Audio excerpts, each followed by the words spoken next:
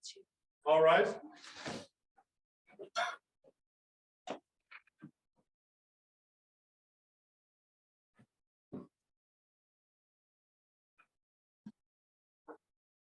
Oh yay, oh yay, oh yay. Anyone having business before the King's Justice of the Superior Court of Justice, attend now and you shall be heard. Long live the King, the Honorable Justice Hennessy presiding. You may be seated. Good morning, all.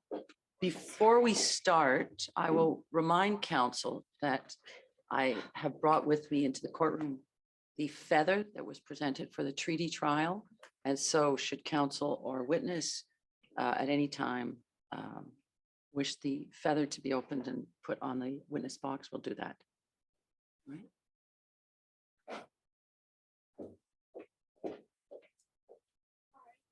Good morning. Our next witness is Dr. Simona Bignami. So I'll ask that she be sworn in. Do you wish the eagle feather? Sorry? Do you wish the eagle feather? Yes, thank you.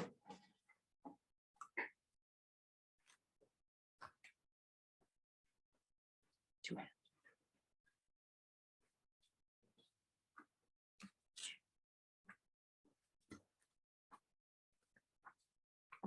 Can you please state and spell your name for the record, please? Simona Bignami, Simona, and my last name is Bignami. Thank you. Please tell me if I go too fast. No, thank you. You solemnly affirm that the evidence to be given by you to the court touching the matters in question between the parties shall be the truth, the whole truth, and nothing but the truth? Yes, I swear. Thank you so much. Would you like the eagle feather on your desk?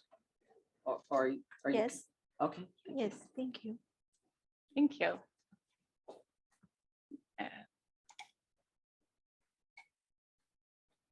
Are we ready to proceed?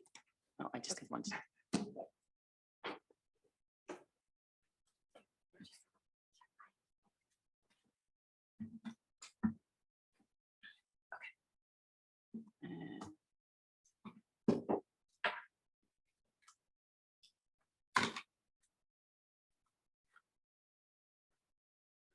Okay. Okay.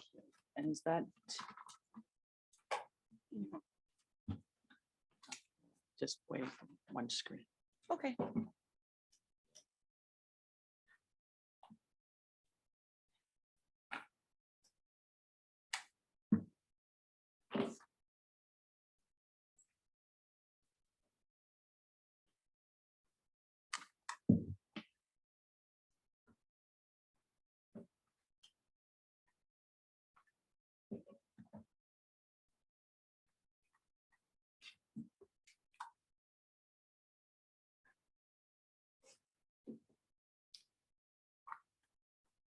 Ready?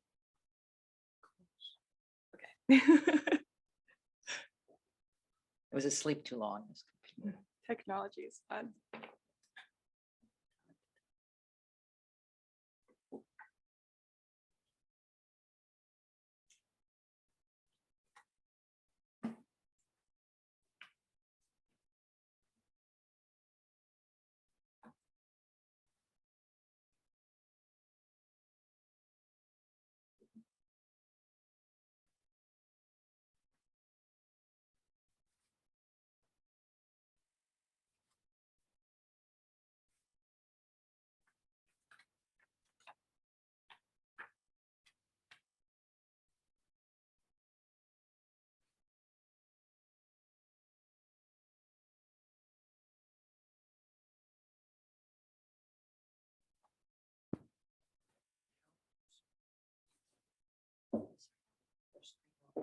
It is. Did you need a hand?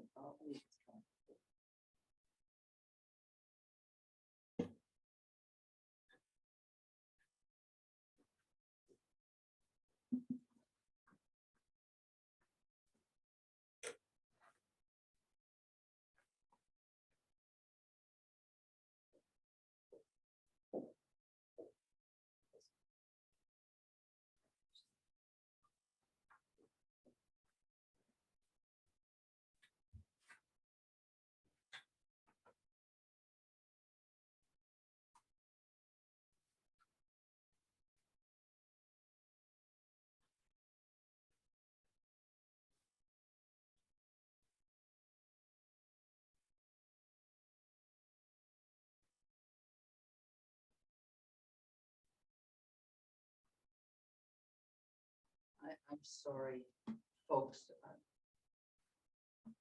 Slow connect. I'm not sure.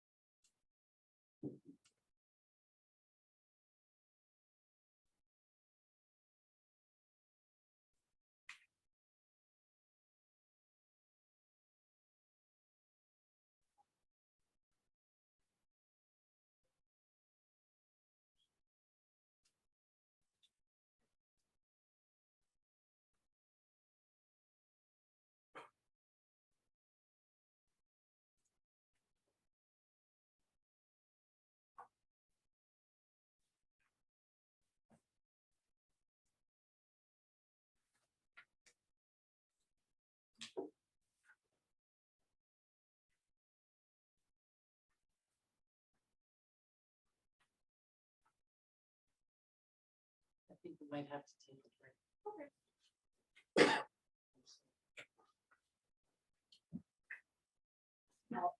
Okay, this will recess until resumed. Okay, this court will now resume. Okay.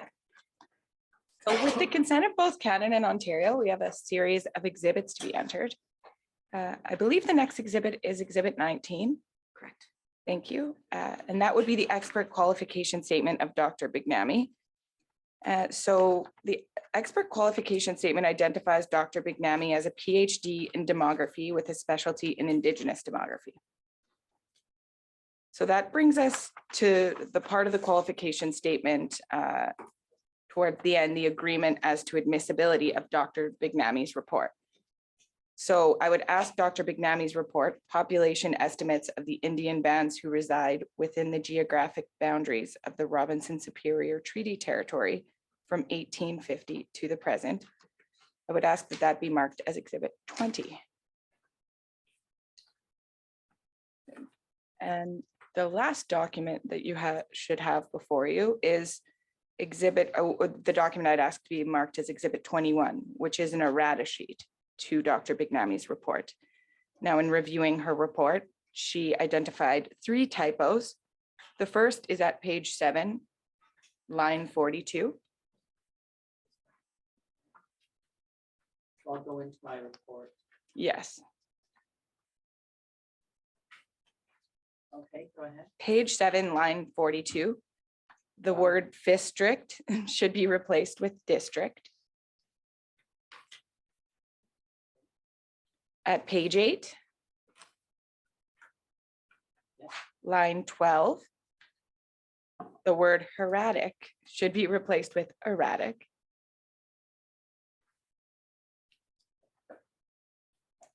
And at page 16,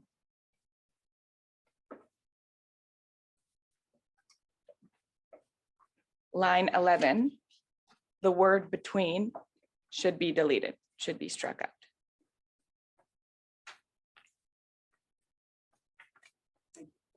Thank you. So Dr. Bignami, I want to start by confirming that you understand that your duty here is to the court and to be as much assistance as you can be to the court. Yes, I understand. Thank you. Do I need to speak in the microphone or can you hear me? I can hear you. The microphone is for the recording. Oh, So it doesn't necessarily amplify. So if you're expecting to talk into it and hear a big amplification, it won't do that. okay. So I just speak in here. Okay. Yes. Okay. And you signed a Form 53 acknowledgement of expert's duty. Yes, I did. Thank you. So now I just want to highlight some of your qualifications briefly. I see on page 1 of your report, you've got a section titled Qualifications, Employment, and Educational Experiences in Indigenous Demography. So can you tell us a little bit about your education?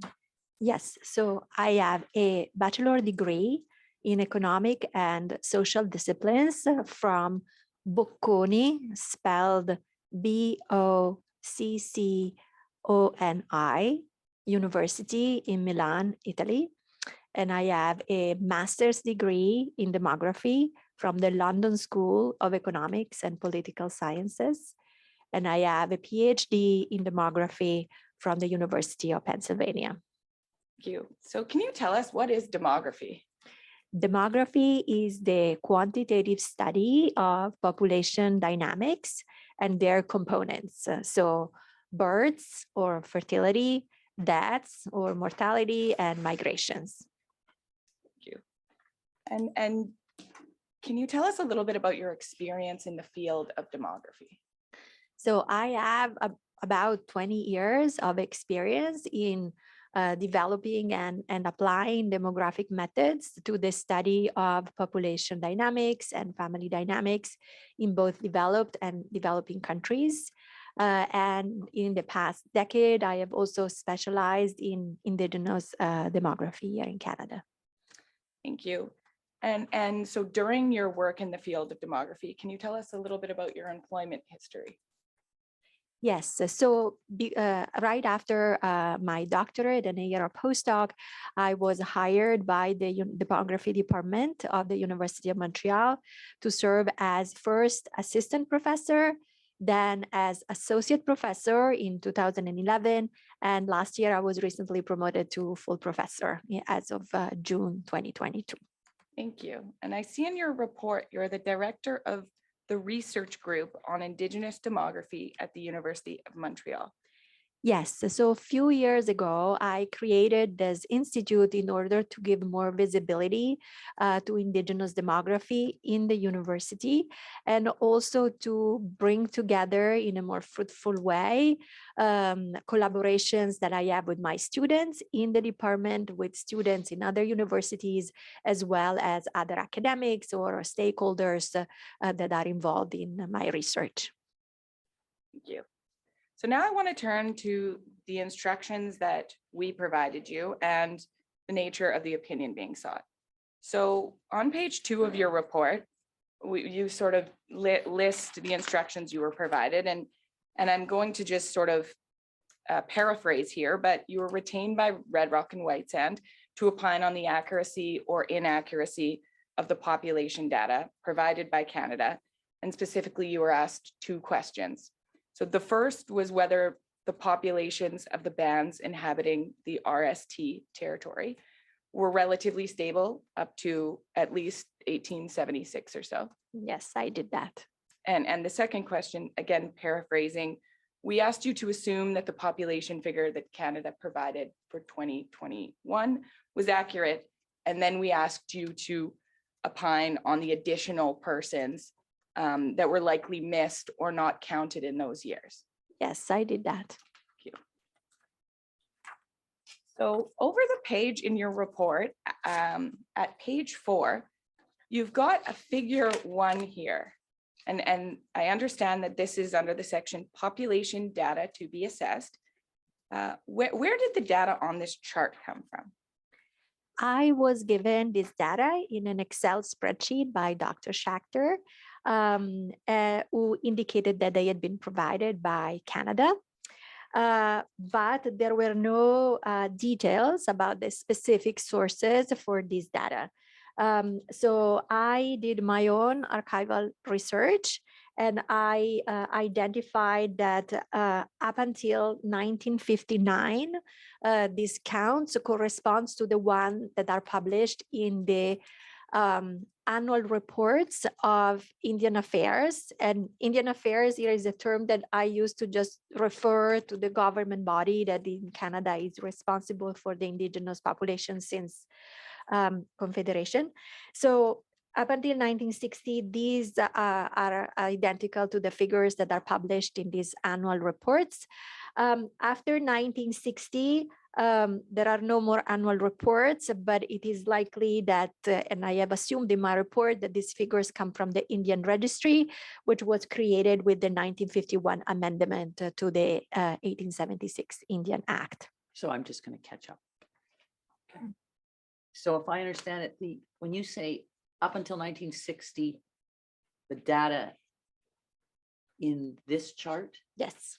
is identical to the data provided to you, Yes. to understand came from Canada. Yes, exactly. And after 1960, you did your own research. No. All the data in this graph, it's Yes. a graph of the Excel data that I was given. It's all from the graph. It's all from the data provided by Canada. So what is it? So what is identical to what? So Canada didn't give a source. Generally, when academics have a data set or tables, there is a source that indicates where the data come from. But I wasn't given, even after I asked Dr. Schachter, I wasn't given a source because, as I explained later in my report, to understand the biases in the data, I needed to know where the data was coming from. So I did some archival research, and I figured out that up until 1960, the numbers given by Canada and that I plotted in these graphs Yes. were identical to these population counts given in these annual reports. Okay. And the Indian Affairs annual reports have all been digitized, and they are all freely accessible through the archives of the National Library of Canada. So I read all the reports in order to give my assessment. Thank you. So now let's look at the next section of your report, which is titled Evidence in Support of Underestimation Bias in the Population Data Provided by Canada. So in looking at the data that you've recorded on Figure 1 and the trends over time, what were your observations? So by looking at the figure, the trend that one observes, so relative stability until about 1960, and then the increase after 1960 corresponds about to the trend that the literature tells us that the indigenous population should have followed. So stability until Second World War, and then increase after. However, the magnitude, so the actual values that are plotted in the figure, the existing literature also says are prone to numerous biases, the most important of which is underestimation, because many studies have shown that the historical context, the colonial policies, and then all the subsequent amendments to legislation have actually influenced the population counts of the indigenous population here in Canada and as much as in any other country in the world. Okay, so you undertook an exercise where you broke up your analysis into 3 different time periods. And the first time period is 1850 to 1917. I see on the chart at Figure 1 that the data only starts at 1872. Yes, so the data that Canada provided started at 1872, but just to have a reference point, I just looked up what was the if there was any, what was the population count that was given at the moment that the Robinson Treaty was signed.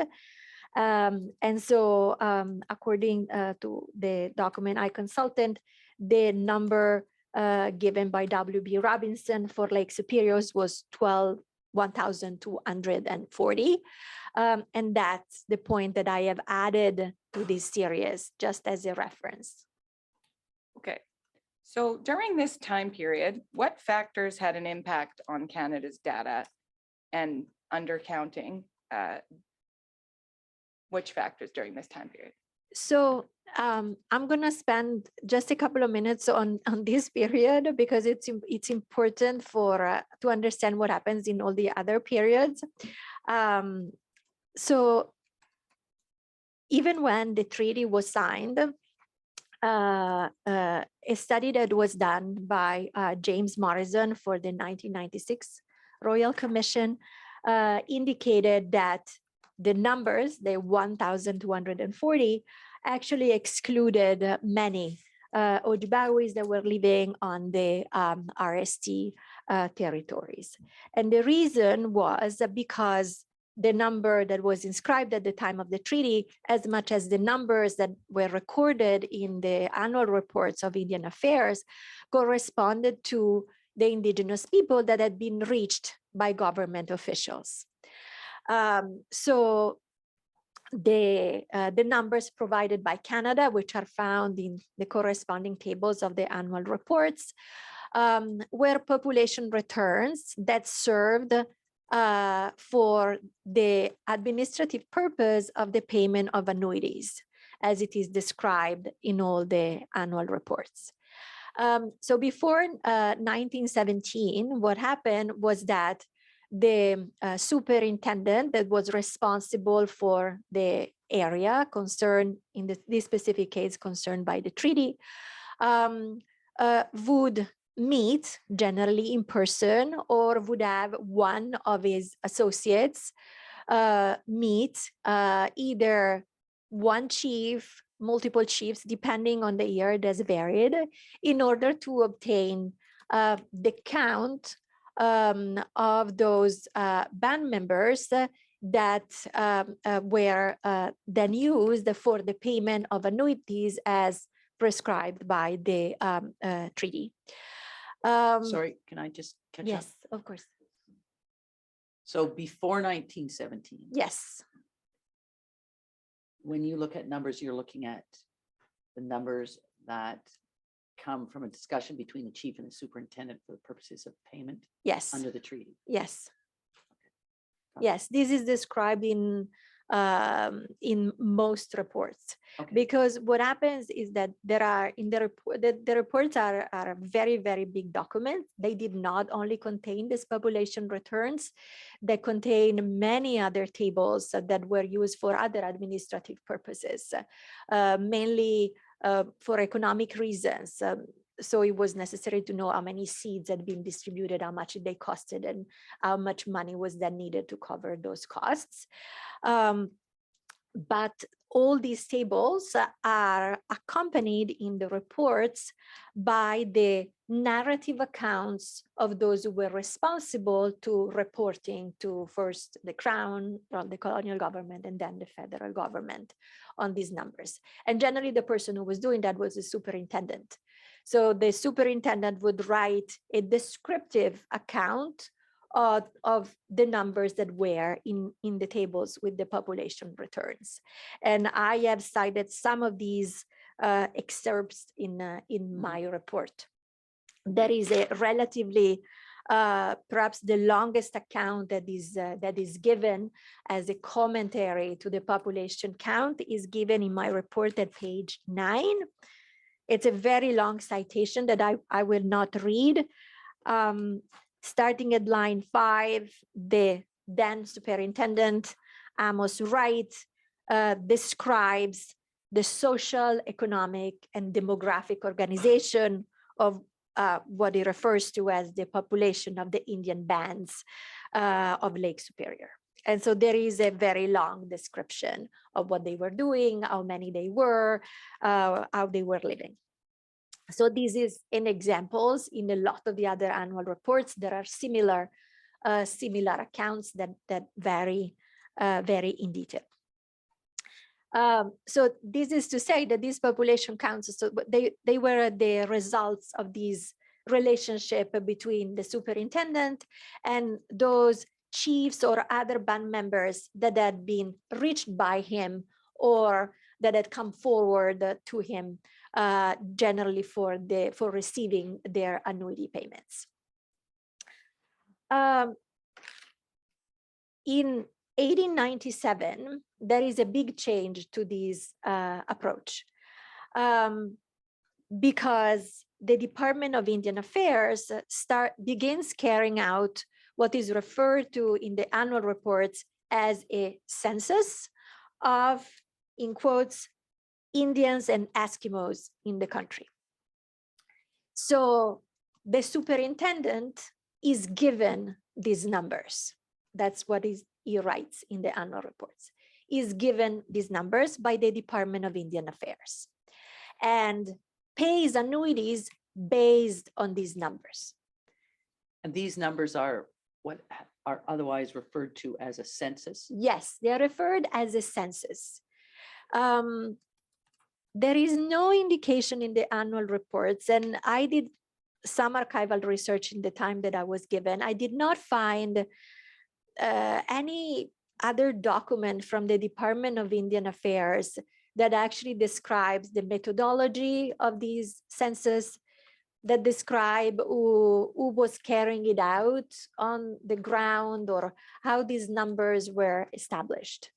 But in the annual reports, it is clear that after 1897 is no longer the superintendents who provides the population count to the Department of Indian Affairs, but it's the opposite. He's given these numbers. So what happens in the annual reports is that the tables contain the population counts that the Department of Indian Affairs has determined based on these counts.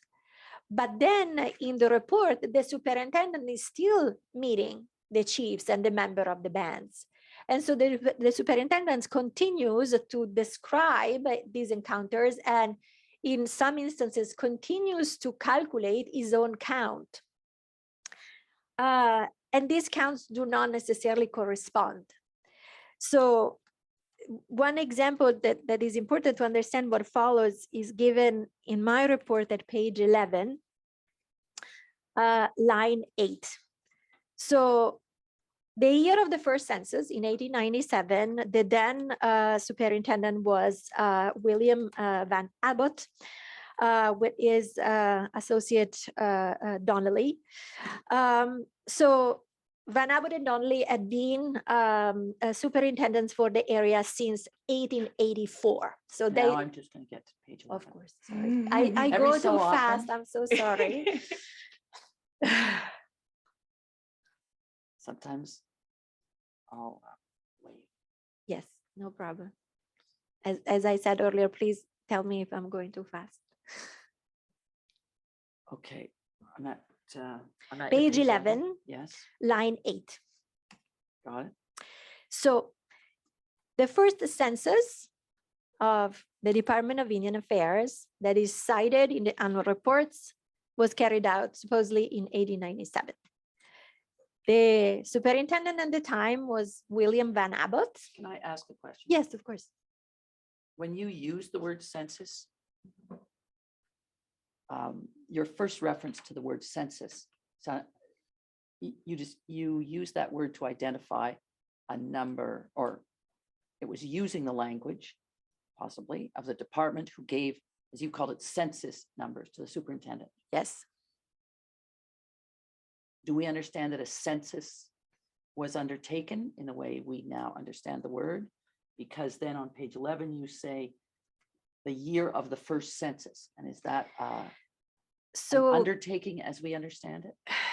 I do not know because no detail is given.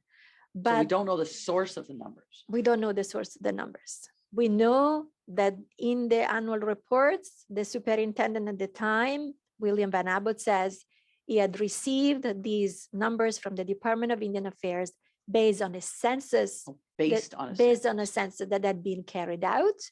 And in the tables, the title of the table where these numbers are contained cites the word census. Demographically speaking, a modern census would be the complete and full enumeration of everybody who resides in a specific area. The extent to which these had been done then, in my opinion, is very unlikely. Okay, so based on your research and the detailed accounts that you've just provided to us, what did you conclude regarding Canada's population data for this time period?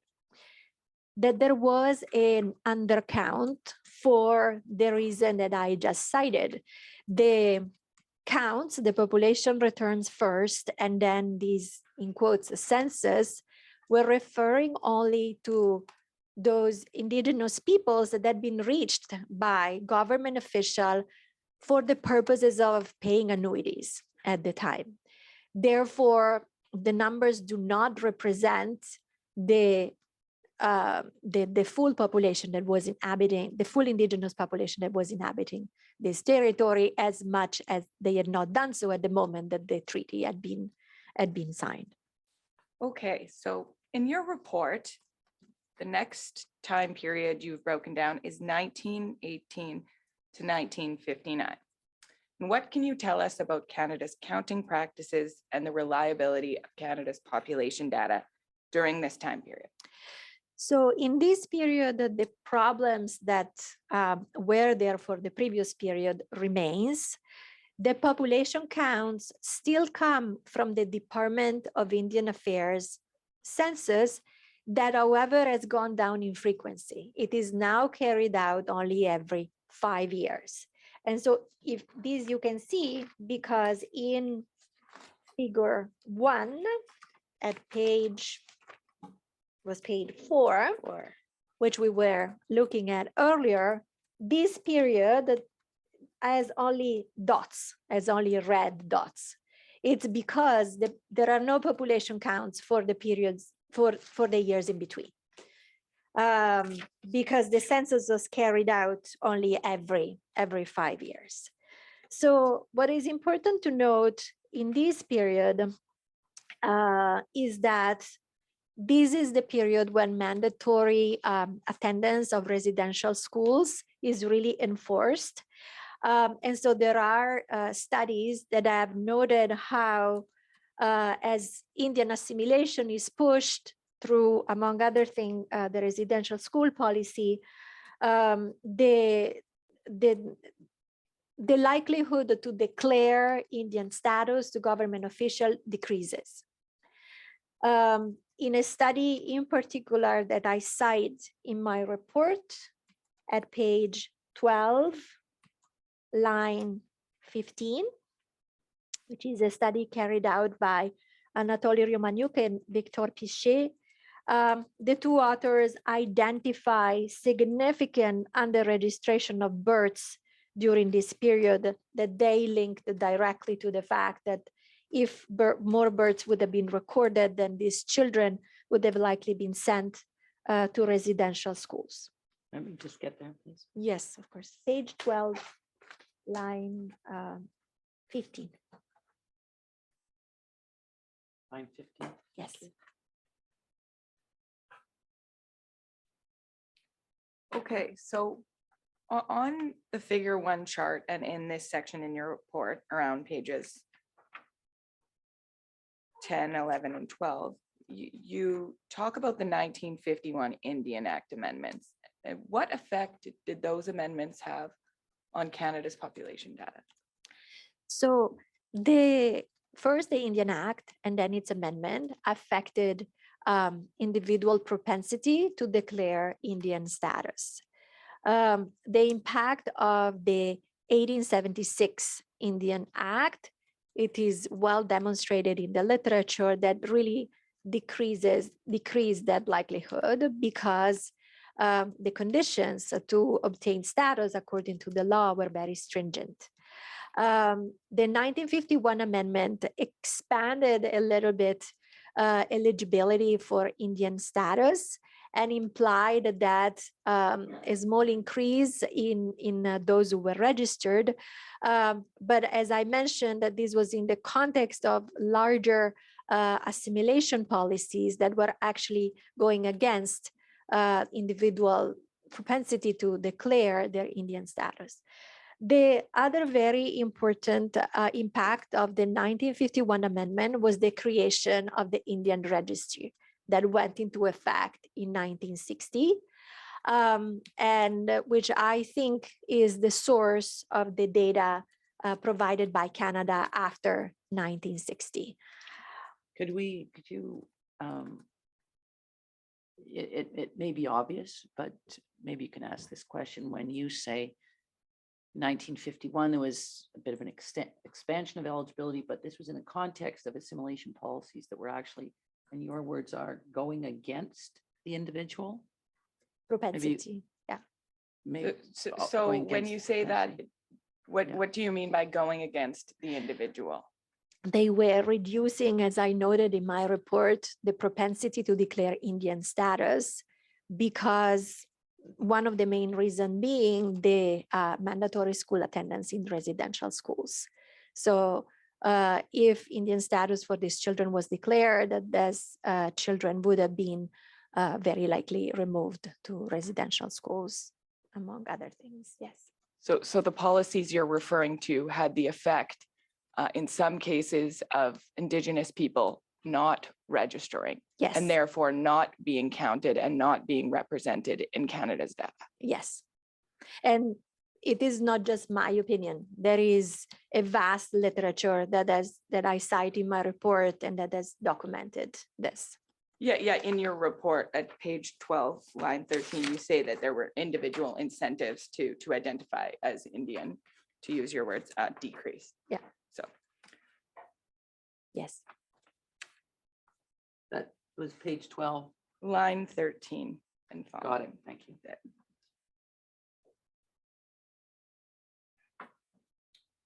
So the last time period broken down in your analysis is 1960 to present. And I understand for our purposes today, present is 2021. Yes. Okay. So at page 12 of your report, you say that after 1960, and you just actually testified to it as well, that the main administrative source of information on First Nations becomes the Indian Register. And in your report over at page 13, you discuss two main sources of what you call undercount bias. Can you explain those to the court? Yes. To explain these two reasons, I draw from the extensive literature that has studied actually the Indian Register data. And I would like to not to read the whole quote, but just to read the beginning of the quote that I cite from the study of Clatworthy carried out in 2017, which is in my report at page 13, starting on line 7. So Clatworthy writes that as the Indian Register was originally compiled for a treaty or band list following the 1915 amendment to the Indian Act, individuals who had been removed from this list prior to that time and their descendants were not contained on the initial Indian Register. While many of these individuals and some of their descendants may have become entitled to reinstatement or registration pursuant to the 1985 and 2010 Indian Act amendments, the Indian Register includes only those individuals who were alive and applied for reinstatement or registration. Okay, so let me.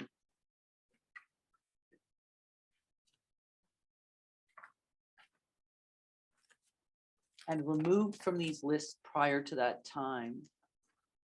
Do we know why their individuals were removed from the list?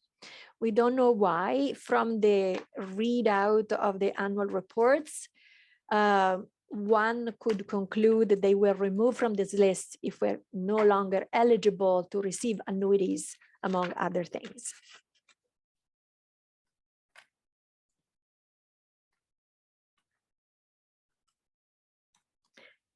So I wanted to read this quote just to emphasize that the first reason for undercount in the Indian register is that inscription in the register is voluntary. This remains the case today, to my knowledge.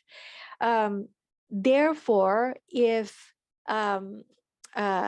individuals are not applied for status or for reinstatement of their status, they did not appear in the Indian register. So when it starts off in 1960, the Indian register is already undercounting the indigenous population because it's only counting those who have status according to the law, the original Indian law and the 1951 amendment at the time. So these undercounts continues throughout time and is affected to the modification to the legislation that were passed in 1985 and in 2010 in particular, because the Indian Register continues to be an administrative tool that is used for the purposes of counting those who are eligible for status according to legislation that it's in place. The second source of bias in the Indian Register data are, once again, well-known problems in the declaration of births and the omissions of recent deaths. Because once again, given that inscription in the registry is voluntary, inscription of births has to be done by parents. And it has been shown that this often doesn't happen right after the baby is born. There is approximately 2 years delay from some of the studies that have looked at this data in the inscription of recent births in the registry. Recent deaths are often also not immediately communicated so that these individuals remain in the registry until their death is declared to the registrar. Okay, so back to figure 1 for one more moment. In figure 1, you've told us about the effects of the enactment of the Indian Act and the 1951 amendment to the Indian Act. But what were the effects, in your opinion, of the enactment of Bill C-31 in 1985, Bill C-3 in 2011, and Bill S-3 in 2017? So the Bill C-31 and the 2 subsequent bills progressively removed gender discrimination that had been introduced by the original Indian Act, so that indigenous women who had lost their status because of marriage in the original Indian Act, in some circumstances were able to regain status together with their children. This is why this was particularly the case for Bill C-31, which was the first that began addressing this issue. And this is why after Bill C-31, we see in figure 1 that extremely rapid increase of the population counts. Because— Can I have a chance to look at that? Yes, of course. The figure 1 at page 4. Page 4.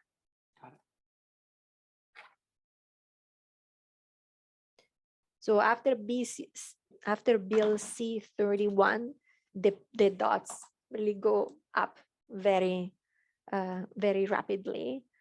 And once again, numerous studies have shown that this has been the case not just for the indigenous population covered by the Robinson Superior Treaty, but more in general for the indigenous Canadian population, whose numbers increased dramatically after Bill C-31 because the incentives to declare Indian status had changed, especially for women and their children. And to finish answering the question, Bill C-3 and Bill S-3 continued along that path, expanding the eligibility for Indian status, most notably for women and their children. But they did not have as a dramatic impact as Bill C-31, which had been the first of that kind. you. So now that you've given us a review of the factors that may have affected Canada's population data, in your report, you then go on to propose some adjustments to the population data provided by Canada. So can you first explain to us the methodology you used to estimate the actual size of the Anishinaabe population globally from year to year since 1850? Okay. So one of the main jobs of demographers is to make projections. Generally, demographers make these projections in the future because it is important to know how populations evolve over time for planning and academic reasons. The way that demographers do these projections is by taking into account the components of population growth. And these are the births that add to a population, the deaths, which subtract individuals from a population, and migrations, which can go in both directions. In this case, however, as I testified and as I described in my report, the population counts, especially for the early years, are many biases and could be considered as very unreliable. And besides the population counts, we don't have good estimates of birth rates and death rates. So what I rather decided to do was to proceed by backward induction. So I used as a starting point the population count for 2016 as given by Canada. And I can explain why I used that rather than 2021 in a second. And I went backwards. So I derived from the existing literature a plausible estimate of what the overall growth rates of the population would have been throughout the period. And I applied that growth rate going back in time from 2016 in order to reconstruct what would have been the population size throughout this period had these annual growth rate been in effect as existing studies suggest. So in your report, you say that in coming up with your adjustment of the population data provided by Canada, you didn't take into account migration flows. Why not? So migration flows for the purposes of these, not migration flows, I'm sorry, migration in general for the purposes of this exercise would have a negligible impact on the counts that I estimated for two reasons. First, the sedentarization process in this area was not really complete until 1950. So if there were, The sedentarization, so sedentarization. sorry Thank you. for mispronunciation, was not really complete until the 1950, and we know that there were a lot of circular movement within the territory covered by the treaty, but not outside towards other provinces that were far away from this territory. And even if there were individuals who actually went very far away, this would have represented a very, very small percentage of the population, of the total population of the area. After 1950, we know from recent studies that have carried out by Statistics Canada that interprovincial indigenous migration flows are not the biggest part of indigenous migration. In other terms, that the biggest part of indigenous migration is intra-provincial, so within the same province, and generally between reserves and surrounding areas, or reserves and urban areas. So given that here I was looking at this specific territory, the impact of including migration would have been very very small if negligible. So I didn't take into account because as I testified, the data has numerous biases. So I try to be as simple as possible. Can I presume that sedentarization is the gathering of people in settlement areas as opposed to on trap lines or seasonal movement within a territory? Yes.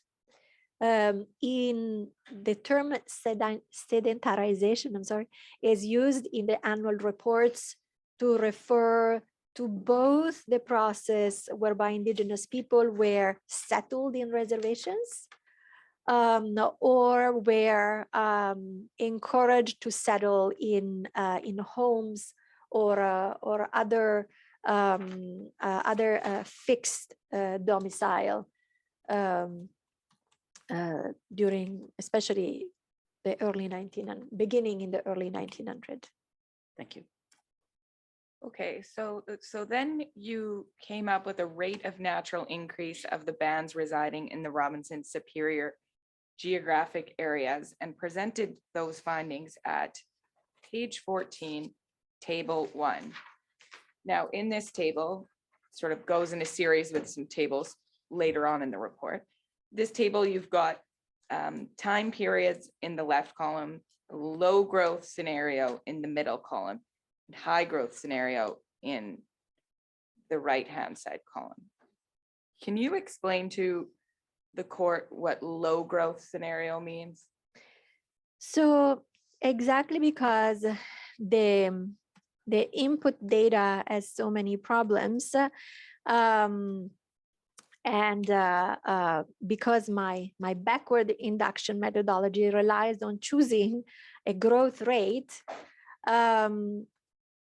I wanted to give a range, a possible range for the population counts to account for this uncertainty that we have in the input data. So rather than giving a point estimate and saying this number should have been the population count for year 1850, I rather did my estimates within a range that I called the low growth scenario and the high growth scenario.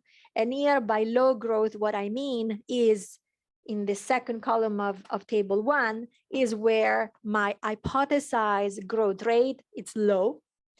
And high growth is where my hypothesized growth rate, it's high.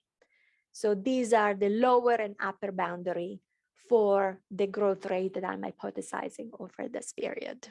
So for your exercise, in the low growth scenario, the population in 1850 is higher than what it is recorded in Canada's data, because it has a slower growth rate to ultimately get to the figures in 2021 that we asked you to assume. Yes. We're correct. And in the high growth scenario, the population in 1850 is still higher than what's recorded in Canada's data, but lower than the 1850 population in your low growth scenario, because the rate of population increase is higher, right? We can see the percentages over in each time period are higher. There are a higher growth rate. Yes, correct. So you hypothesize a slower and a faster Yes, rate of growth. exactly. Yes. Okay.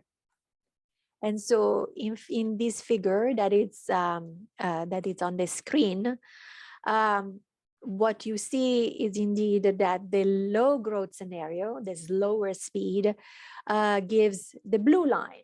So gives a population count that in all years, it's higher that we are assuming a faster speed or a higher growth.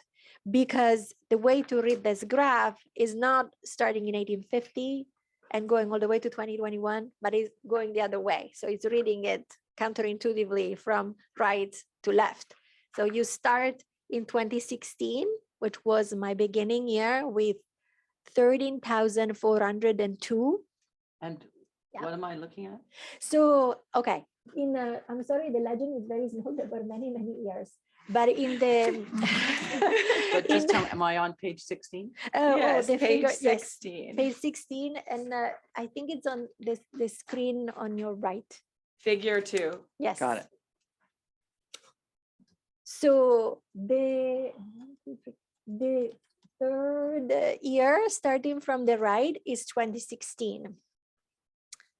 I'm sorry, it's written very small. Got it. So in 2016, we see where all these three colors, these three curves all cross. So there is the green dotted line, the blue line, and the red line. So that was my starting point. The Okay, green, I'm just going to annotate my report. yes, Which does not have colors. So the The red line report is that the we middle handed line. up yes, today the red should line have is the colors. middle one. Oh, Yeah. it's in the, oh, on that one it is? Should be. Sorry. Got it. Thank you. So the red dotted line are the figures, are the population counts provided by Canada. The ones that we just, that I testified about that were in figure 1 also. Green. Yeah, they are green. They were Yes. red in the other figures. Oh, I'm sorry. On this Um, chart, green is Canada's number. yes, Yes. green is Canada, Canada's number, and the blue line and the red line are my estimates. Blue is the Blue high is growth. low growth, Oh, so slow. So And- low growth starts higher. Starts That is- higher. Yes. It's a little counterintuitive. Yes. got it. Because in order to get to the same number, if one is growing, the population is growing at a slower rate, it needs to start with a larger number at the beginning. Whereas if the population is growing at a faster rate, as in the Red high line. growth scenario, the red, it can start at a lower number because the faster growth is gonna get that count faster to the 13,402 in 2016. Thank you. So you've already testified earlier today that the literature and your opinion is that Anishinaabe populations were quite stable up until the Second World War. And if we look at table 1 on page 14 of your report, the periods sort of 1850 to 1945, in your low growth and your high growth, we've got in either column, the rate of growth doesn't go higher than 0.8%. Is that considered stable? Yes, demographically speaking, when birth and death rates are the same over a longer period of time, they produce a rate of growth that approximate 0. So even if we are between 0.5 and 0.8, that can still be considered a stable population. The only reason why I made that assumption for that period was because in the annual reports of the corresponding year, it was a period that was described as a period of prosperity for this area. A lot of epidemics had been controlled, schools were being built, sedentarization and agriculture were on the way. And so it was the narrative account of the superintendent at the time describes this as a period of growth and also of growth in the numbers of the band members that he was in contact with and that he was reaching. So that was the reason why in this long period up until the Second World War is I made that assumption. I was trying to be as conservative as possible in my estimates in order to avoid introducing additional errors in data that is biased to begin with. Okay, thank you. So at page 17, table 3, the table is titled Summary of Estimated Actual Populations of Robinson Superior Treaty Beneficiary Bands 1850 to 2021. So then you have the year in the column most to the left, then the annual population count according to Canada's data. We've already discussed Canada's data. And then we have the annual population estimate based on low growth and then based on high growth. So can you explain to us how you came up with these figures in the low growth and the high growth columns? Yes, and I just would like, before I answer, I just would like to say that the numbers in these tables are the one that are plotted in the figure we were just looking at. Thank you. So that's figure 2 on page 16. So, so in order to understand, I calculated this number. I would ask you to go to page 22, which is the end of the table. Okay. And so the way that I calculated this number, as I testified earlier, is that I went backward. So I started in 2016. You see that the number for 2016 are all the same, is 13,402. And I calculated the annual population estimates based in my scenario by applying to each year before 2016, so 2015, 2014, 2013, the population growth rates that we were just discussing in table 1. So I started in 2016 and I went backwards. I didn't, and maybe it's a good moment to say what happens after 2016, since I haven't talked about that yet. Bill S1 in 2017 has been responsible for an increase in registrations and an increase in identification of indigenous people. I cite in the report a couple of studies that have discussed that. So this is why in my calculation I started at 2016, and it's also the reason why for the years after 2016 I went forward. There are estimates that are now routinely done by Statistics Canada for birth rates, death rates, and growth rates in recent years. So I applied those growth rates forward to the year after 2016. These estimates made up by Statistics Canada obviously can rely on the original data of the Indian Register, individual census data, and very advanced methodologies that I could not apply to the data I had. Okay, thank you. So Dr. Bignami, in your opinion, which set of population figures is most reliable or most accurately captures the true Anishinaabe population from year to year? In my opinion, both sets of estimates that I produce are as reliable as one can do with the given data. But if I were to give an opinion about which one of the two scenarios I think represents more the evolution of the population on this territory, I would say that would be the low growth scenario. For the simple reason that the figure is no longer on the screen, but it's okay. For the simple reason that the high growth scenario, the red curve in figure 2, for the years prior to 1920, is very, very close to the data provided by Canada. So the data from the annual reports, which for all the reason that I cited and from the accounts of the annual report themselves were an underestimates of the population at the time. Let me see if I've got that. Yes.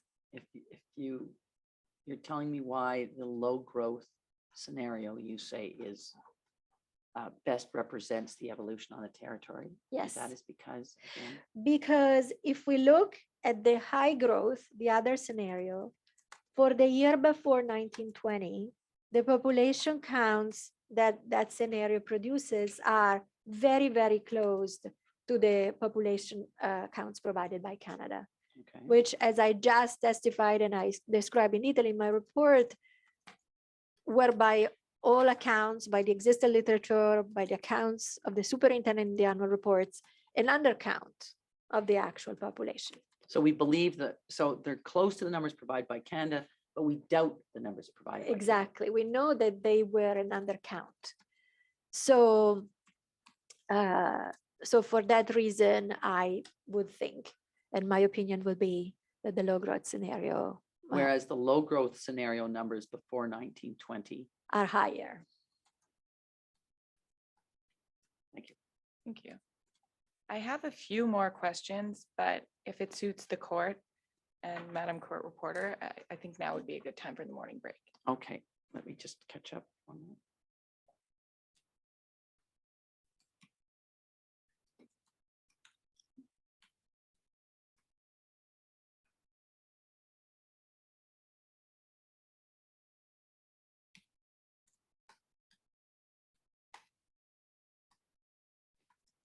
Thank you.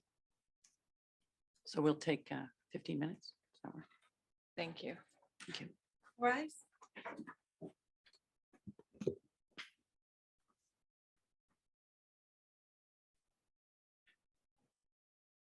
We'll recess for 15 minutes.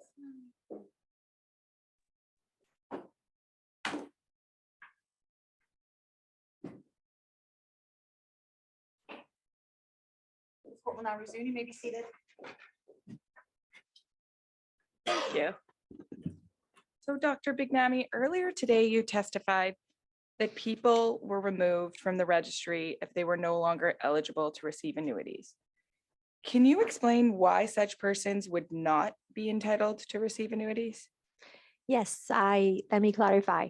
It is eligibility to Indian status that made people eligible for being paid annuities.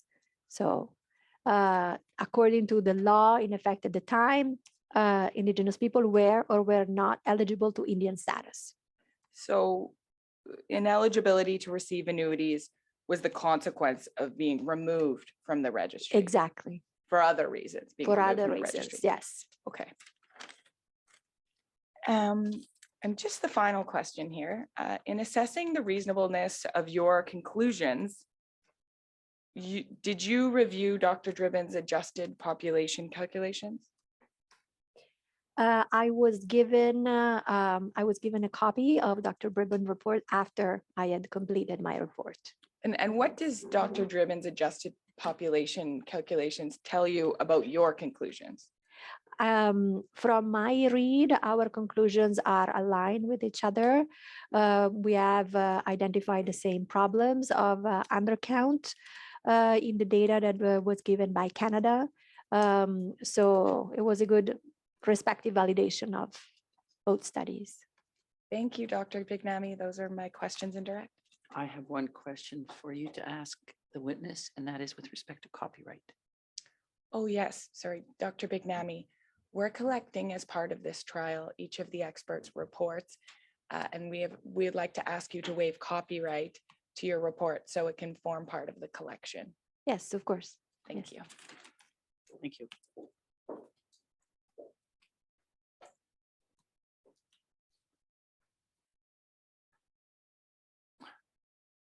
Who's next? Sir. Our group of, No, Mr. I understand, Mr. all right, Kanda, you're next. You don't have any questions? Thank you very much.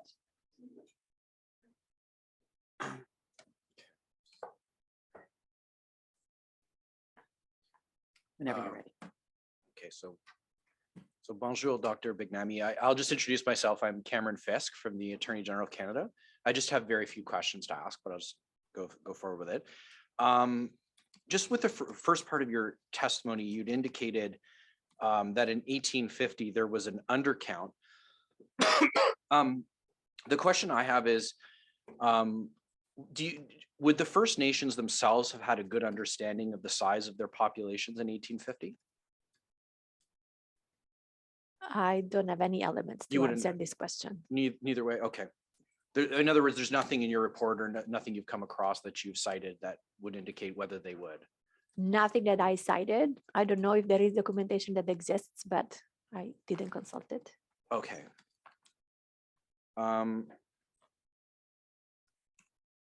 So with respect to, I guess we could put on the screen, page 8, line 22.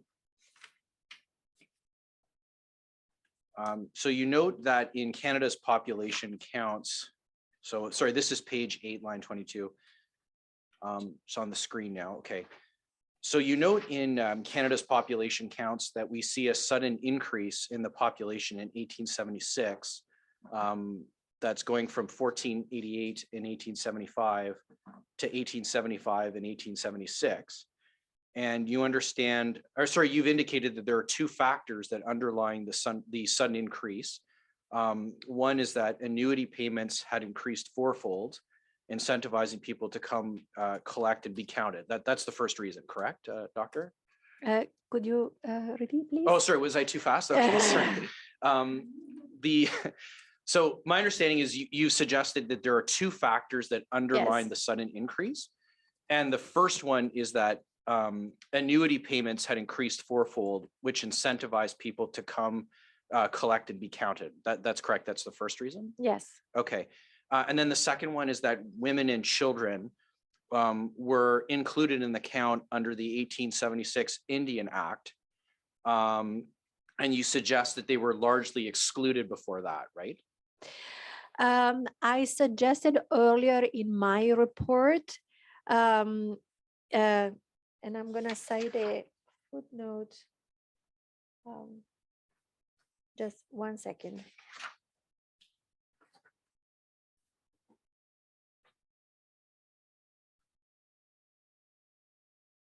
I'm sorry.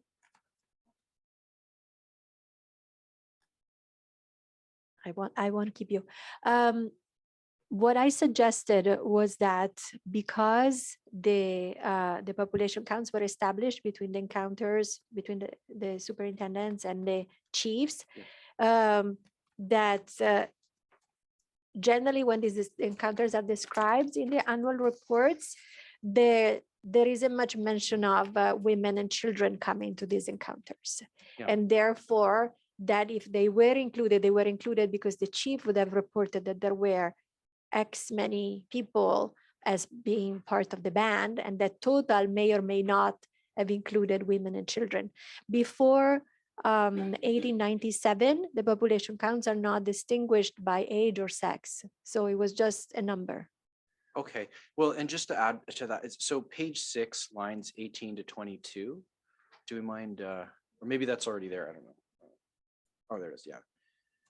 Could I ask you in your questions to just ask the witness to be somewhat descriptive in what an encounter is? Certainly, yes, I'll borrow that question. Okay, Yes. this is the second reason, the Yes. second factor. Yes. And as part of that second reason, Justice Hennessy, I'm just now, and so, so what we see here is, and the reason for the decrease is that some members were absent on government works in 1872, so they were not counted. That's what you're indicating, right? Yes. Okay, and just to read the quote, see, it's at line 18. Many of these Indians are understood to have been absent on government works, and thus the decrease in their number this year. The elderly were among the band members least likely to reach trading posts and thus be included in published population returns. My opinion is that also a sizable number of women were likely to be excluded by these counts since they were less often employed by the government. First off, could you just be a little bit clearer with respect to they were less often employed by the government? Yes, in the footnote, that was the footnote that I was looking for earlier. Okay, yeah. So footnote page- 10, Page, please. page 6, footnote 10. In the annual reports and in other literature, it is indicated that women's main paid occupations were weaving mats, making moccasins and blankets, or working in domestic service. Okay. Yes. Just let everybody get that. So this is the question that I have though about it. So wouldn't there, wouldn't the fact that women were not being employed by the government mean that they would not be absent on government works and would in fact be counted? It is very hard to tell. What I indicate in the report that this is my opinion of how I interpret what it means to be absent on government works. So this was a note in the table that contained the counts. It was not further described in the narrative account of the, so it was a footnote in the last column of the table. Those enumerated on the pay list or so it is my interpretation, it is possible either way. Okay, okay. Thank you. So I'll just now turn to the next sort of theme, which would be 1885 to 1899. And we'll go to table 1 on page 14. I'll just preempt it, so to speak. So just to start with, from 1885 to 1899, you've estimated 0.5% growth under the low growth scenario and 0.8% growth under the high growth scenario, correct? Yes. Okay. And the next question is going to relate to page 10, line 19. Okay. So the reason for this change from 0% growth or 0.2% growth to 0.5% or 0.8% growth is that Canada's records from the time period depict a period of economic and demographic growth for these Lake Superior bands, correct? Yes. Okay. So are there any other reasons for your decision to assign an increased growth rate to this time period? No. Okay. So you mentioned, so this would be line 21 on page 10. You mentioned that increased prosperity in the area attracts band members to relocate to the area. When you say relocate, where were they relocating from? They were relocating from surrounding areas as it was described in the annual reports. They don't relocate from far away. You're referring to intra-provincial? Intra-provincial? Yes, Yeah. yeah, close by, yeah. Okay. And just to be clear, and the band members you're referring to, they're the existing RST, they're the existing RST band members, the 12 bands? Yes, the Okay. ones that are cited in the reports. Are there Yes. any new people coming from outside the RST territory? Not that it is described in the reports, no. Oh, So- like we so don't, sorry, oh, sorry. Your question, they're from the existing RST bands, so those people relocating are relocating from other bands within the territory? Yes, Is that what That- you that Exactly. understood? The question I was really asking was, were there people from outside the RST territory, or do we know even? in the reports that I read, I didn't find that information. Okay.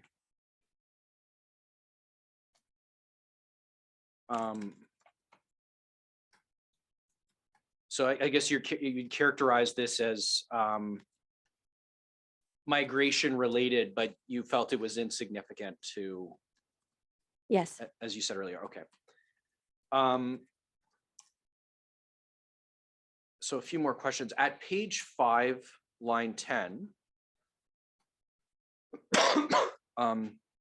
Okay, so you indicate that because of acknowledged data deficiencies, it's difficult to produce even marginally accurate estimates of the size of the Indigenous population in Canada during this period, right? I mean, that's just Yes. what it says. Okay. Yes. Now, does this hold true for the Indigenous population in the Robinson Superior Treaty Territory in general? In my opinion, no, because otherwise I would not have done the exercise that I did. I think the studies that I cite here refer to the whole Indigenous population in Canada. And one of the reasons that is cited in these studies is also because there was a lot of uncertainty of the Indigenous population in the West, which contributed to this uncertainty. So yes, that. Okay, yeah, so just to be clear, so you're saying that that's the reason why, as a whole, perhaps the estimates are difficult to calculate in terms of Canada, but you're saying it's different with the RST because there's more information? It different for smaller areas and like the RST area for which we have some information that I was able to use to produce my estimate. Okay, but it was still difficult to create that estimate based on the information that you Yes, received, and I correct? know that in the report, and that's why I gave a range and I didn't give a point estimate. Yes. Okay, and just a final set of questions just on the sort of theory, the migration topic, let's just put it that way. I know I touched on that a little bit before, but I'll just finish this off with that. Okay, so am I right to say that Canada's population counts include migration, but your estimates do not?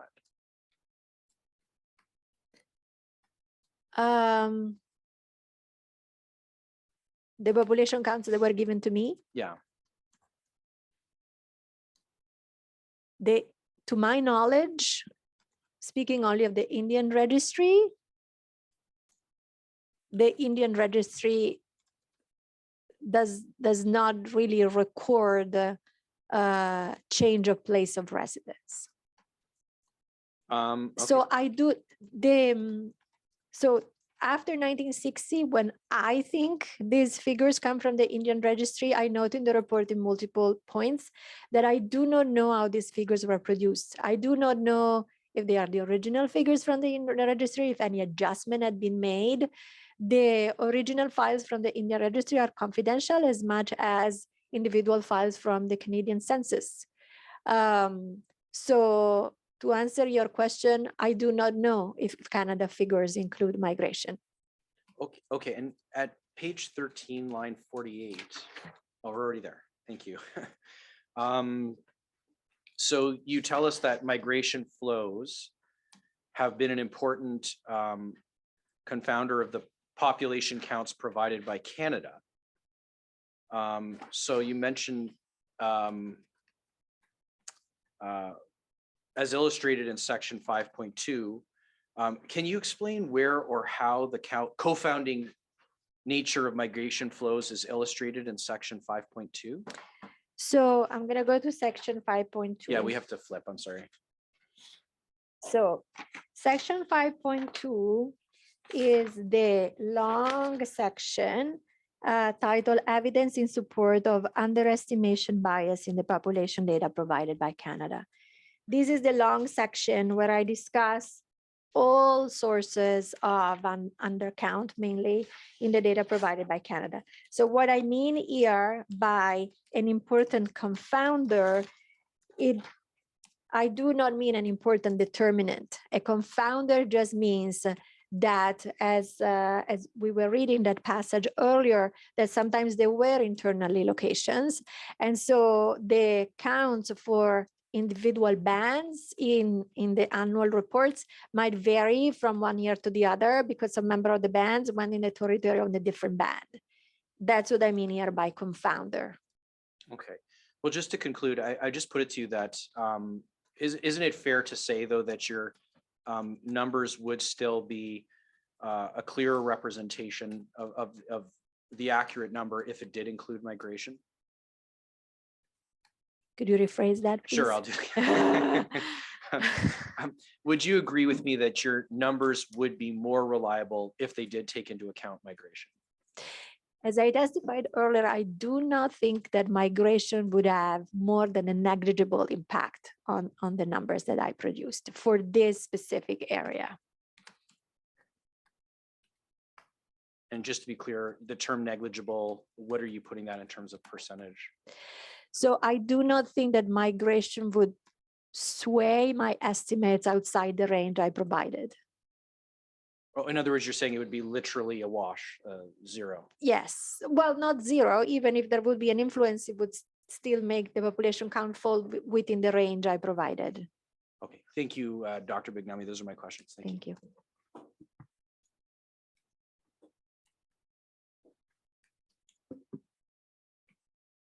We have no redirect. Good. Your Honor, Ontario has no questions for Dr. Bignami. Thank you. Go ahead if you bit. Thank Okay. you very much. Yeah.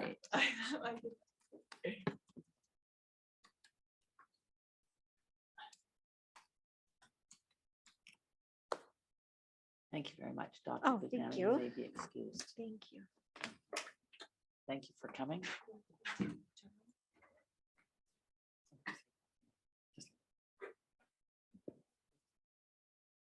You'd like to sit more.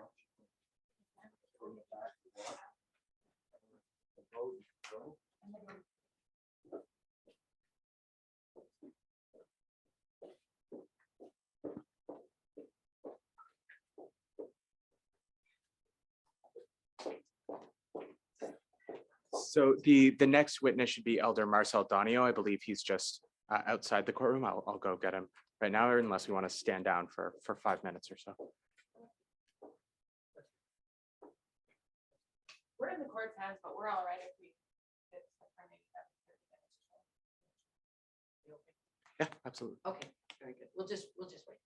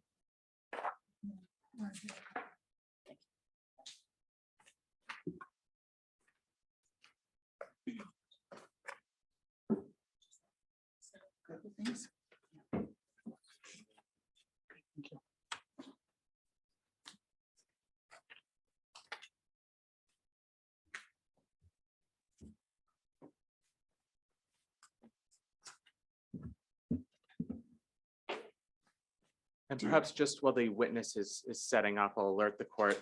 I prepared a glossary of Anishinaabemowin terms that I anticipate the witness to speak to during his testimony. Thank you. So I would propose to hand it up to the court to assist you in following along, and particularly for Madam Court Reporter to assist with the transcription.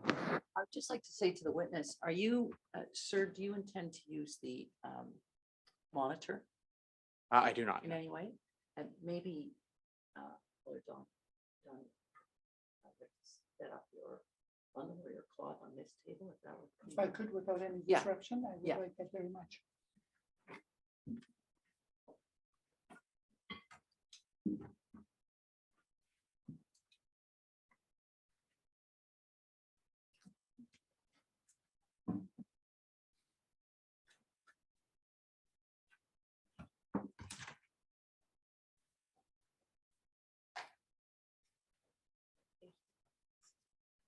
Beautiful.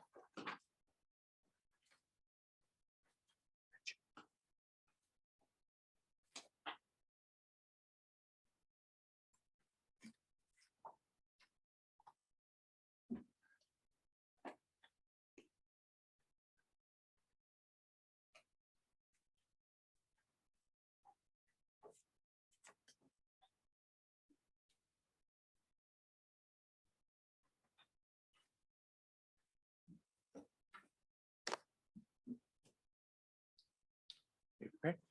I would ask that the witness be sworn in now. Could you please state and spell your name for the record? My name is Marcel Donio, MARCELDONIO. My spirit name is Nebenehabenwishkung, and I will forego the spelling of that. Thank you. You solemnly affirm that the evidence to be given by you to the court touching the matters in question between the parties shall be the truth, the whole truth, and nothing but the truth. I do so affirm.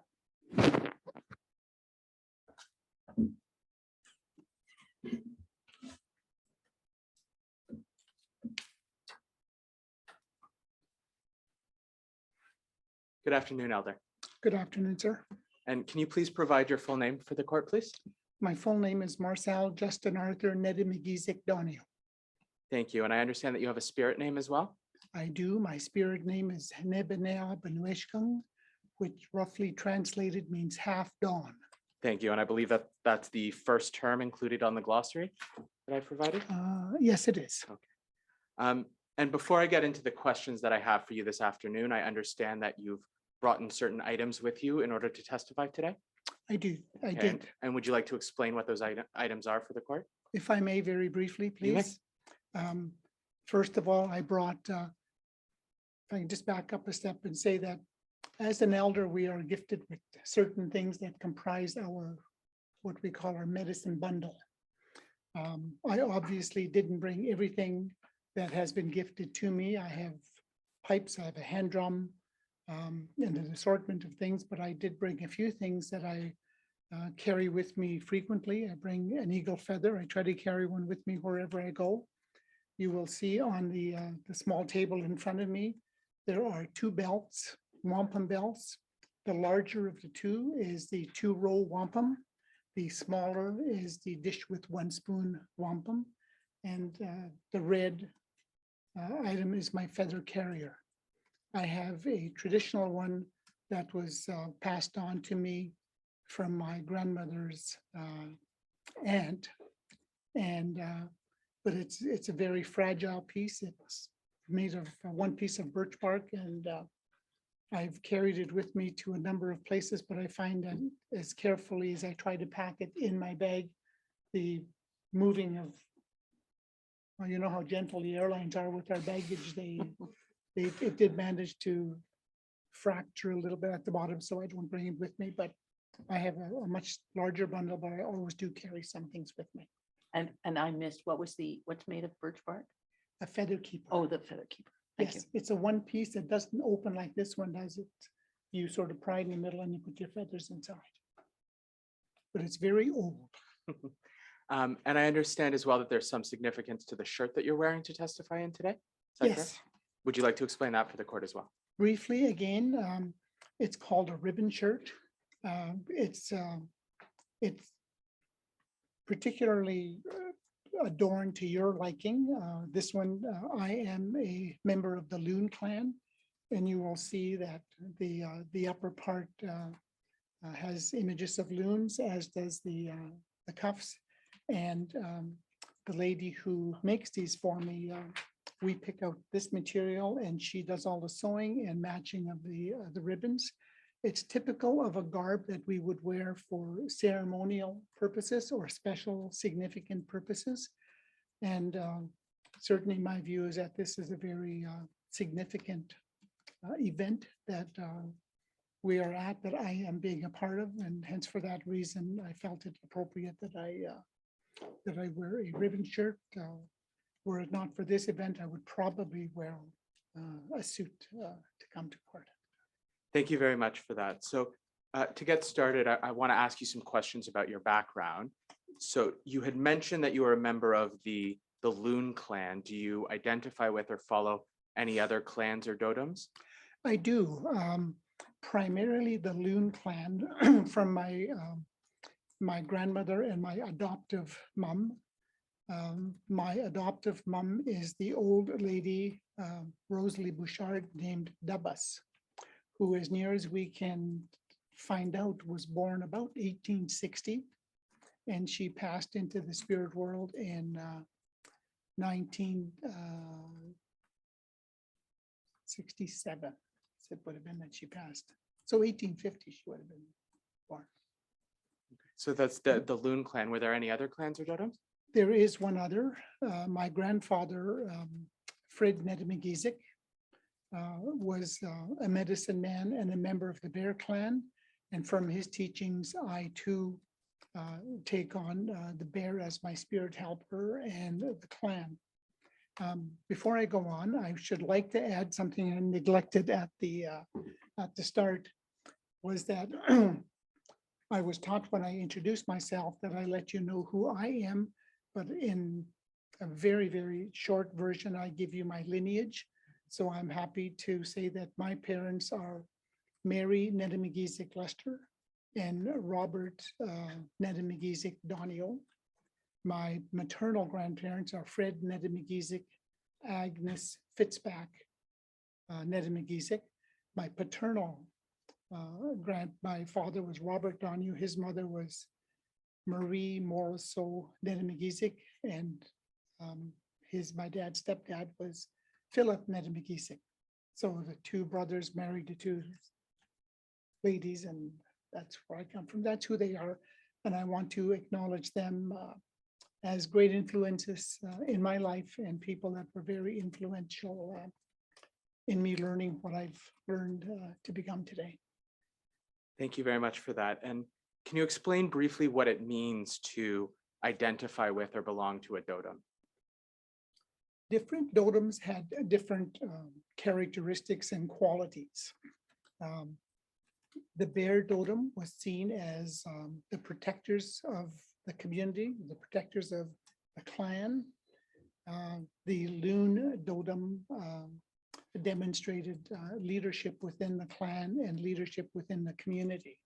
So I identify strongly with those, and as well the bear being my spirit protector that I have.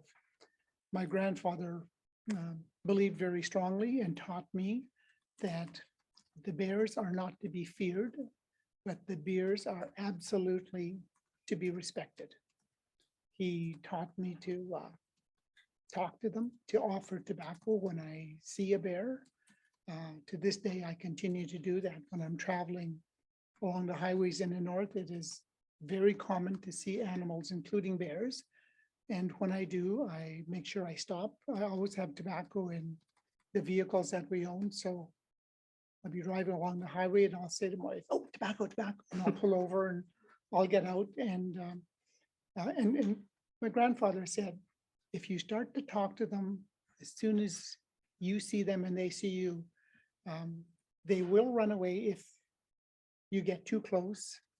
Be particularly careful if it's a mom with babies, because her primary objective when they're that little is protection. So keep your distance from them, which I do. But I always try and make it a point to stop and have a quick chat with them. And I've taught some of my friends to do the same. In fact,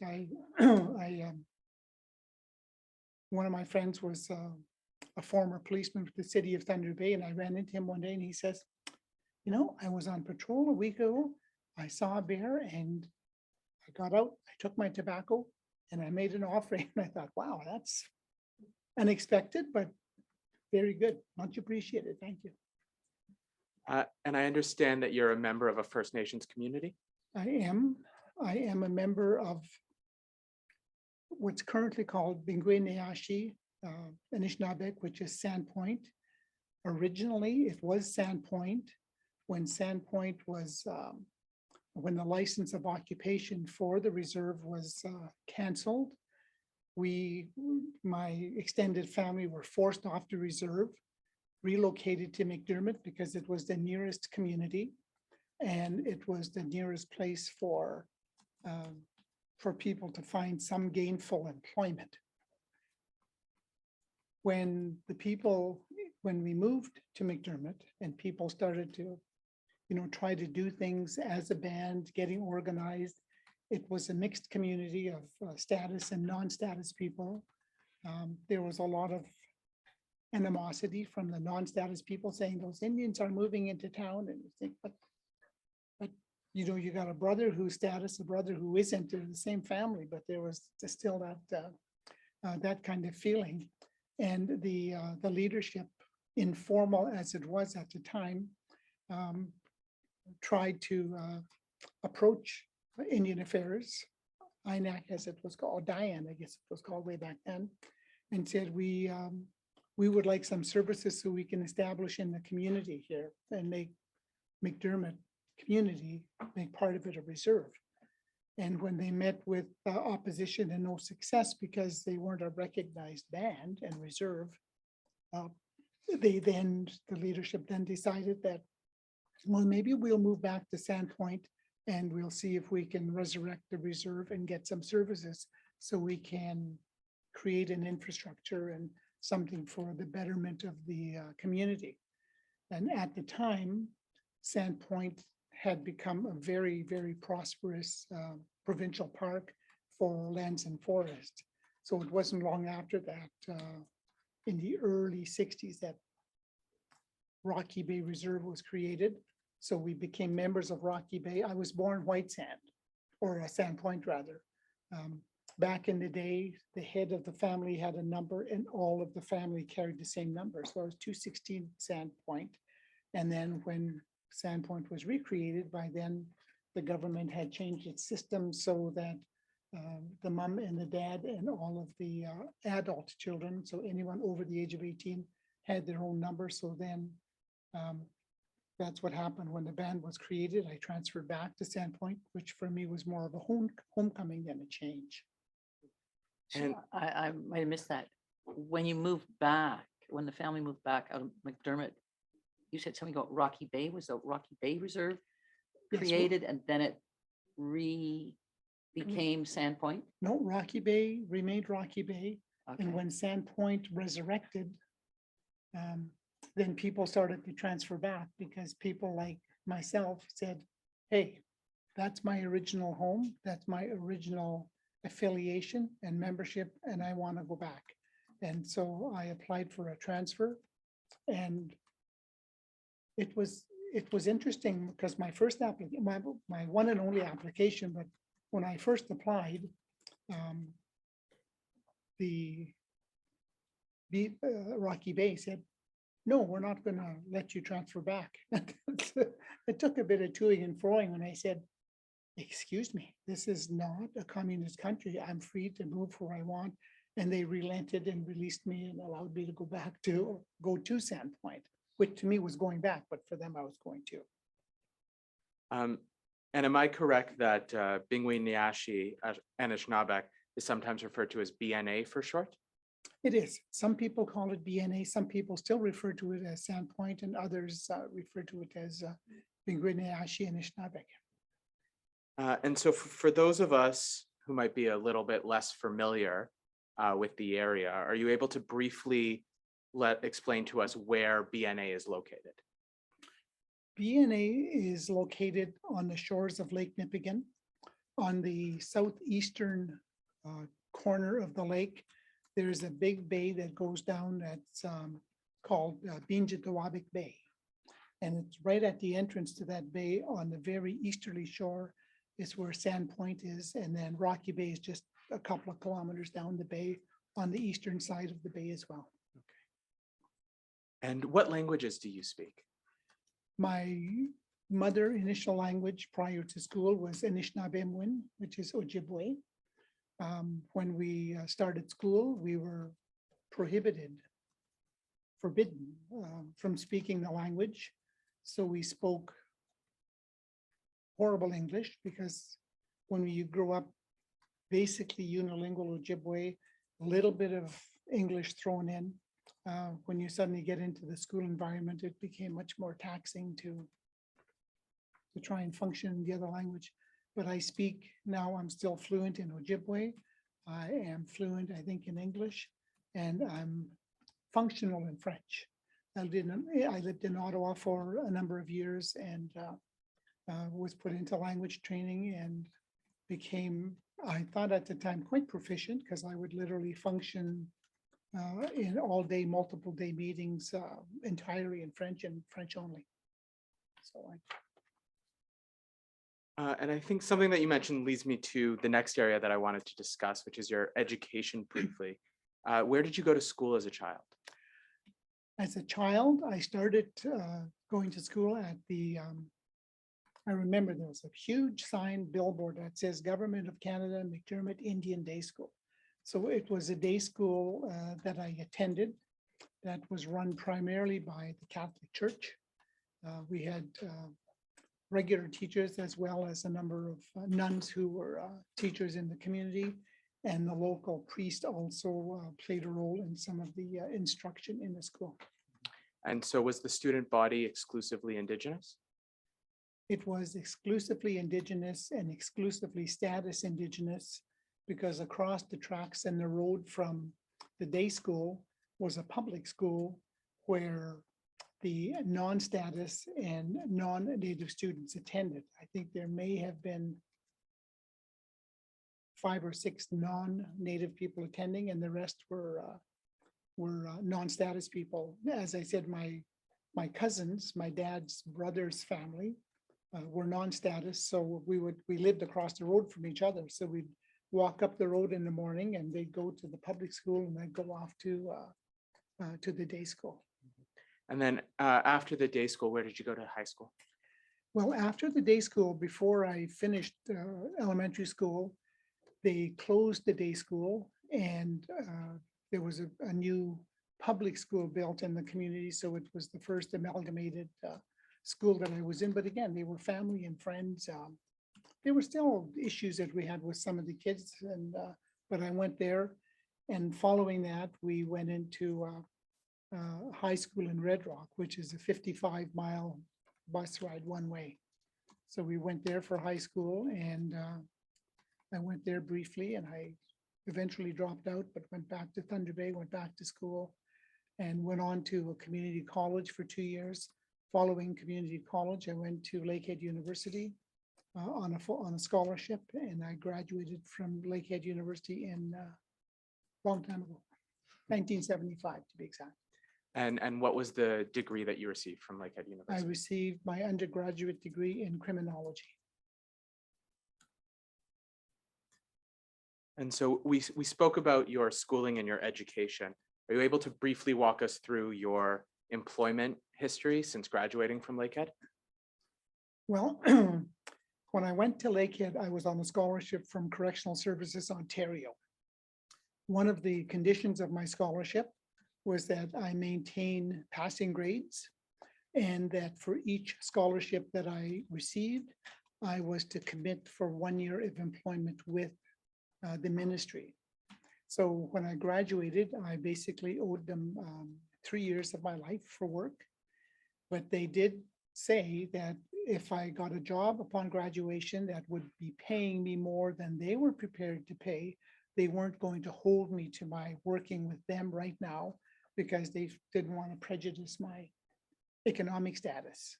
So they said, if you get a job at X number of dollars and we can only pay you X minus 4,000, we don't expect you to come here because of scholarships. So that's what I did. I worked for the provincial government and the federal governments, and eventually, upon my request to correctional services, they forgave my obligation to work for them, realizing that the work I was doing with other government agencies and levels of government, that I in fact was working for the betterment of Anishinaabe people. And they said, that's good enough, because that was our intent. Okay, so you said you worked for both the Ontario government and the federal government. What were your roles? In the provincial government, initially, I was working in community development. So working with community groups, looking at what kinds of programs, programming activities could we look at that would engage communities for the betterment of the communities, not necessarily individuals within, but the community as a whole. So I did that for a number of years. And following that, I went on to work for the federal government, initially in Thunder Bay briefly, but then in Ottawa for a number of years.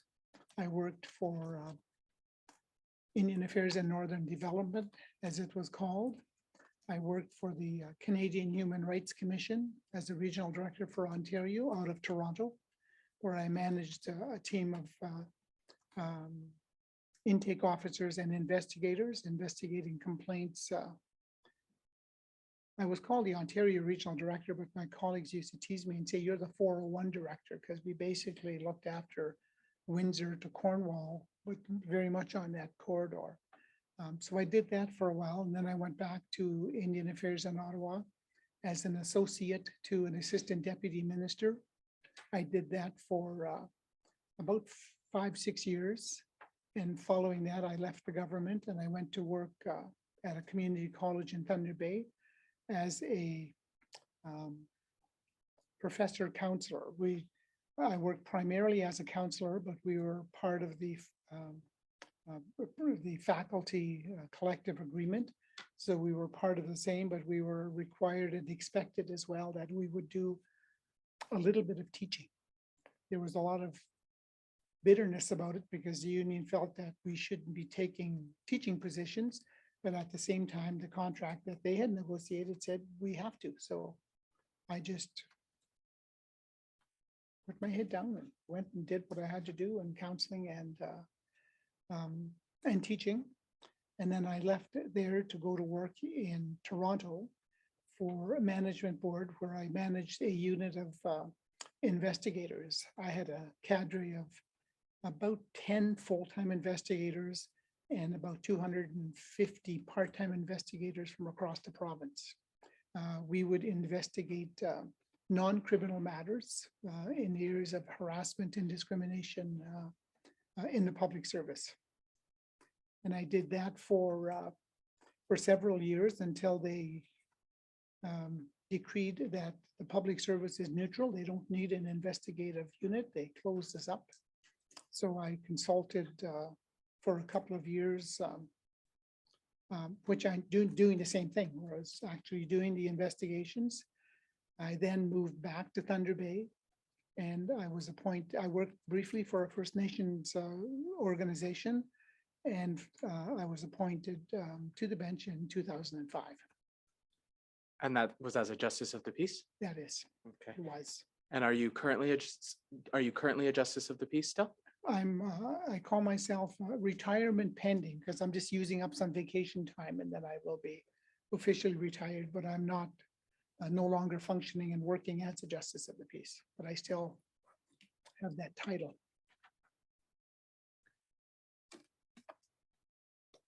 And I understand that you're considered an elder in Anishinaabe communities. I am.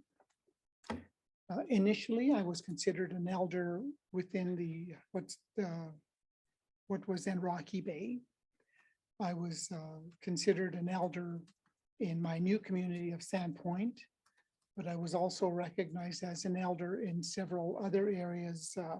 I would participate as an elder in activities with the Anishinaabe Nation, formerly the Union of Ontario Indians, doing some work as well with other organizations in the Association of Iroquois and Allied Indians Territory and a number of others. So I was recognized in many, many areas as an elder, including going west into the Treaty 3 area of Fort Francis and Kenora. And do you recall when you were first recognized as an elder? I would have to say it would have been about 1996, 97. There was no magic in terms of you have to be a certain age before you can. Being an elder was a very self-selecting process. So a group of elders would recognize someone and say, that person is living well. They're doing things that we believe are right. And they would include you into an elders group. There was no political involvement. There was no political process. There was never an issue where they would say, well, Chief and Council wants Henry to be an elder, so we got to bring in Henry. That was never, never part of the process. And one of the things I learned very early on was that, excuse me, there's a distinct difference between old and elder. You could be old and not be recognized as an elder, but the opposite was the same. You wouldn't see many 20-year-olds as an elder. So you really have to be wise in your years and be recognized as being wise in your years and as one who has lived and continue to live a good life. And so can you explain to us as an elder, what does that role entail on a day-to-day basis? On a day-to-day basis, being an elder in, first of all, in your community, there is a belief and expectation that if we need you to assist us being the adult population, the younger population, the youth of the community. We would expect that you would participate, that you would lead, that you would teach, and that you would guide those, all those groups through whatever kind of process that they're involved in. That was expected of you. There was no requirement that we would get any monetary compensation. A lot of times my compensation would be a free meal. You know, we would participate in an activity. At the conclusion of the activity, we would have a feast. And that was my thanks. Sometimes you'd get a little gift. You might get a small blanket or something like that. Practical objects that we would use in our homes were things that we would typically be gifted with.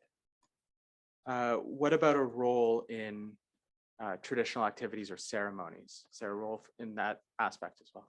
Very much so. But before I go there, I would also add that nowadays there is a tremendous expectation and requirement that we would provide general guidance kinds of things to the leadership of the community. So in as much as we dealt with the young, the adolescents, the adults, the leadership category was also there, that they would expect that if need be, you will come and assist us. You will provide ceremonies. I do smudgings. I do smudgings for the when they've acquired a new facility, or if they've refurbished the facility that they're in.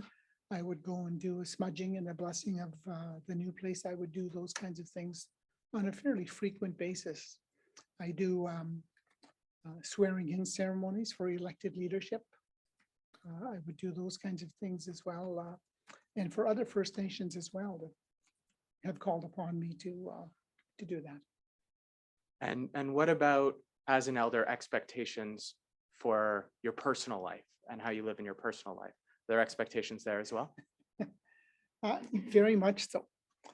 The expectation is that you will live Minubmadzuin. You will live the good life. You will personify the characteristics that we have accepted as part of our essence, as part of our being, and you will demonstrate those kinds of characteristics. So when we talk about, there's the elder that we want to bring in to talk to you, that the young people would say, oh yeah, okay, I know who that is. And some of them, get surprised. I remember once we did, a group of us did a session in one of the reserve schools. And the organizer, the principal said, well, we had a young guy who was a lawyer. We had myself as a justice at the time. And they said, well, why don't you come attired like you would for work? So I did. I wore my robe. The lawyer wore his robe as he would in court. And there was one other person, I think it was a nurse practitioner. And when we went into the school, like some of the kids were like, who are you? And what do you do? And we would be introduced, and the teacher would tell the students what we do. And some of them were amazed. And there was one little boy who was my cousin's son. And he says, well, where are you from? I said, oh, I'm from here. He says, no, you're not. I said, yes. And I knew his dad. I said, do you know so-and-so? He says, yeah, that's my dad. I said, that's my first cousin. Well, you could just see the awe in his face, like he was totally taken aback.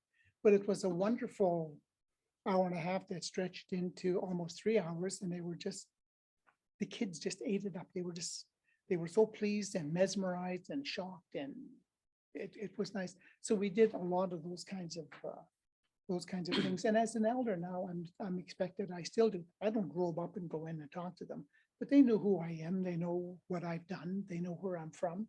But I still spend a lot of time working with them and working with other elder groups as well. And you mentioned something in your answer, Minubmadzuin, and we're going to speak about that quite a bit more a bit later. But before we get there, I also understand that you're a pipe carrier, a drum maker, and a drum keeper for your community. I am. And can you briefly explain what those positions mean? Well, basically, when you attain a certain, and I don't want to sound elite when I say this, but when you're seen by the community to have attained a certain status in life, level of functioning, it is not uncommon for you to be gifted with things. You may be gifted with a pipe. You may be gifted with a hand drum. You may be gifted with, eagle feathers, different kinds of things. And so I have been fortunate enough to have been gifted with several of those things. I've been gifted with a few pipes, a few drums. I have made several hand drums, most of which I've given away. I've gifted to other people, and that was just kind of how things were and the kinds of things that were expected of me. I've been given necklaces. One of my very prized necklaces was gifted to me probably 60 years ago. And it is bear claws and bone, and the bones are the leg bones of a loon, or several loons, because it's a full necklace. And can you explain to the court where or how you developed your knowledge as an elder, how you acquired that knowledge? The acquisition of knowledge that I have really started back to Dabas, Rosalie Bouchard, my adoptive mom. She, when she took me in, she was 95, 96 years old, and I was about 5 or 6. And she spoke no English. She was regarded as a medicine woman. And I lived with them until she was about 105, so about 10, almost 10 years. And during that time, her circle of friends were also old people who spoke no English. And so I was kind of like the adoptive son or grandson. I would travel with them, and much of my growing up was spent learning from them and strengthening by my Ojibwe and Anishinaabe, because of course, when I was in school, we weren't allowed to speak it. So my entire life was spent, we would go picking berries, whatever we did, there were always other older people around. And that was my existence for 8, 9 years, day in and day out. So that's where the essence of my learnings came from. My grandparents were also very influential in my life, in my learning. Again, my grandma and grandpa on my mother's side, neither one of them spoke any English at all. But because of my fluency in the language, when I went back home to visit, I would spend most of the day with them, sitting and talking and learning and talking with other old people who would come in to visit them. So I would spend time with them. On my paternal side, my grandmother, Kchimeri means Big Marie, but she wasn't big at all. She was a very tiny woman, but she was big in force. And she was the boss in the house, and everybody knew it. And that's why she was genuinely called Kchimeri. And she too was very influential in my teachings, in my learnings. And I think you may have mentioned it a little bit earlier, but just in case, do you know when your grandmother's aunt, Dabas, when she was born? As near as we can gather, she was born in 1860. And the reason I say that is because in 1967, I have the certificate in my home that was sent to her by the Provincial Secretary and Minister of Citizenship, Robert Welsh, from the province of Ontario, congratulating her on her 107th birthday in Canada's centennial year, So that was in 1967. 1967. And when she passed, her niece, that was her caregiver up until her death, gave me, because they didn't have any neither one of them had any biological children, so I was their one and only adopted son. So I inherited much of her medicine bundle, and the item was was that certificate that had been provided. I mean, they couldn't read it. They saw it. They knew it must have been something important because it came from the government. And, you know, and I told them what it was, and they just said, oh, okay, that's good, thank you. And life went on. Okay. And then the grandparents that you mentioned that were influential in your knowledge as an elder as well, when were they born? Do you know? My genealogist assistant is not here, so she can't tell me the exact date, but my wife has all the dates written down, but my grandfather and grandmother, on all four, because they're all about the same vintage, would have been about the late 1880s or thereabouts. Okay. And I think that is a good spot to break for the lunch break before we move on to a new topic. Very good. So we'll take the lunch break. I see it is about 12:45. What do we need? Everybody needs to eat. 1:45, 2 o'clock, 2:50. Will 2 o'clock give everyone enough time? Yes. I think so. Okay, we'll break till 2 o'clock then. Thank you very much. Thank you. All rise.